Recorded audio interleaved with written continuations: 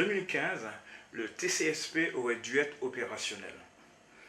La marche à blanc, qui est plus longue que prévu, se termine en septembre. Qu'on soit de la majorité ou dans l'opposition, c'est l'intérêt martiniquais qui prime. Qu'est-ce qui manque pour que ça fonctionne enfin? Il faut faire un petit rappel historique. Le transport collectif en site propre, c'est d'abord un projet de M. Alfred Barjane et de M. Claude Lise, depuis plus de 20 ans.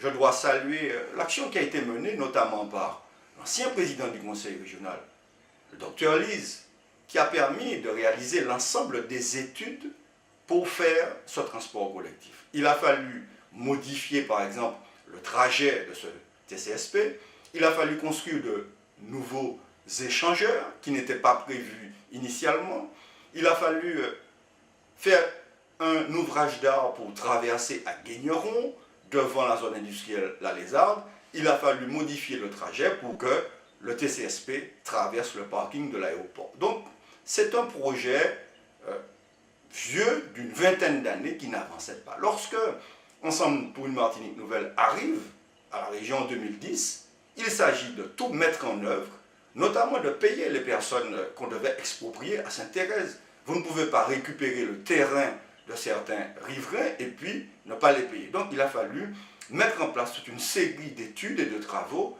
pour faire le chantier que les Martiniquais aujourd'hui ont découvert.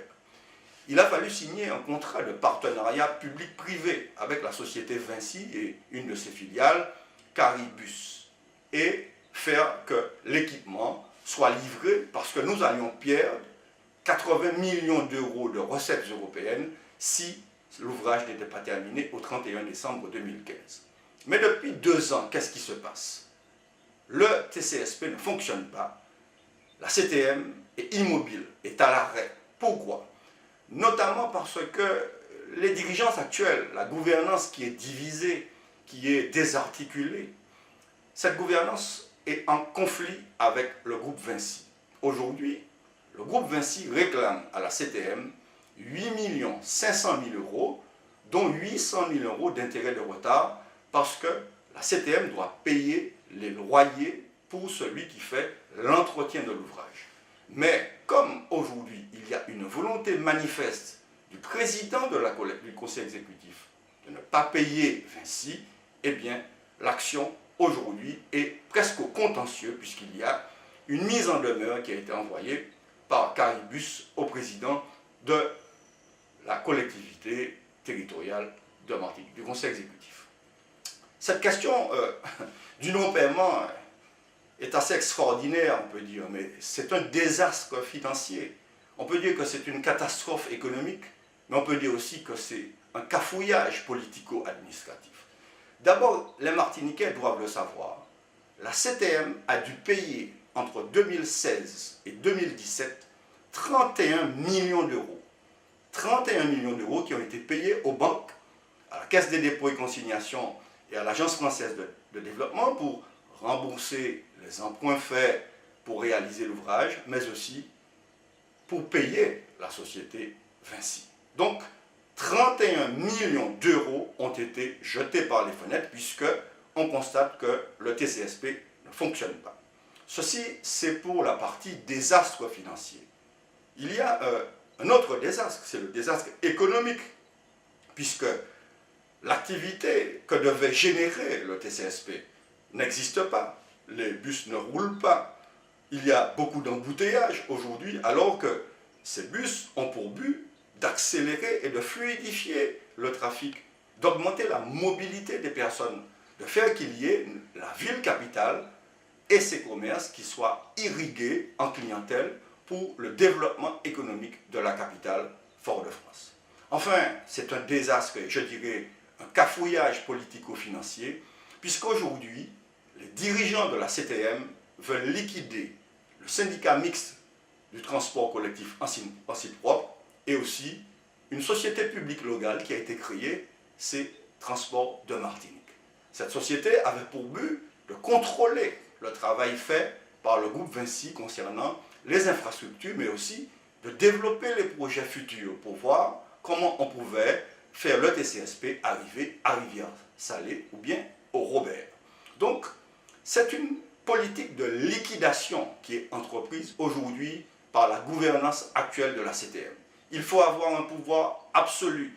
Ils veulent liquider le syndicat mixte parce que le syndicat mixte aujourd'hui est l'interlocuteur des banques, c'est l'interlocuteur de Vinci.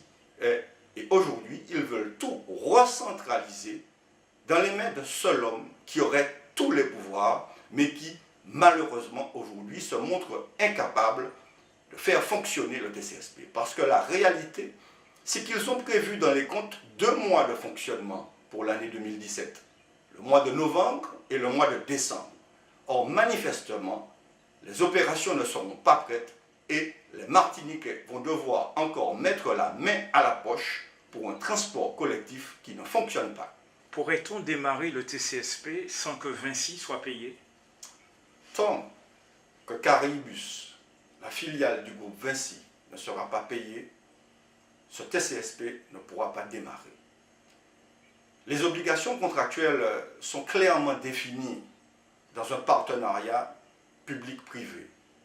J'ai même entendu dire que par le responsable en chef de la CTM, qu'il aurait déchiré publiquement le contrat de partenariat public-privé entre Vinci et le syndicat mixte des transports en commun ainsi que l'ex-région.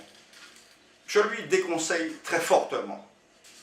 Et si j'ai un conseil à lui donner, comme conseiller territorial, vice-président de l'Assemblée, c'est de payer rapidement Vinci, de rentrer en négociation avec le groupe Vinci pour voir s'ils peuvent obtenir une remise d'une partie des pénalités de retard, mais surtout payer le groupe Vinci, car il a les moyens juridiques et contractuels aujourd'hui pour bloquer le fonctionnement du TCSP.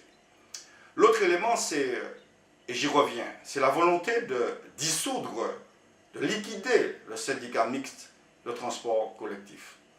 Il y a là un gros enjeu qui concerne le paiement notamment des banques qui ont avancé l'argent pour payer, pour construire le TCSP.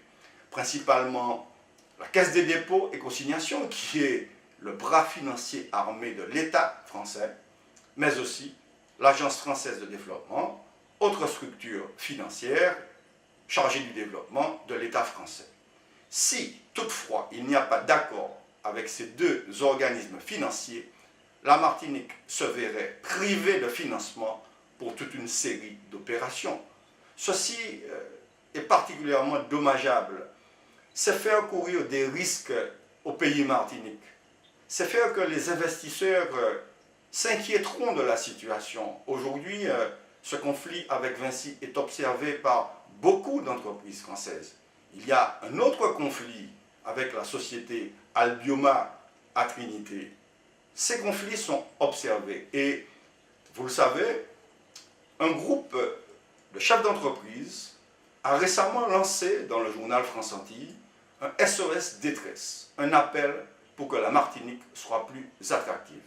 Il me semble que ces chefs d'entreprise doivent être écoutés.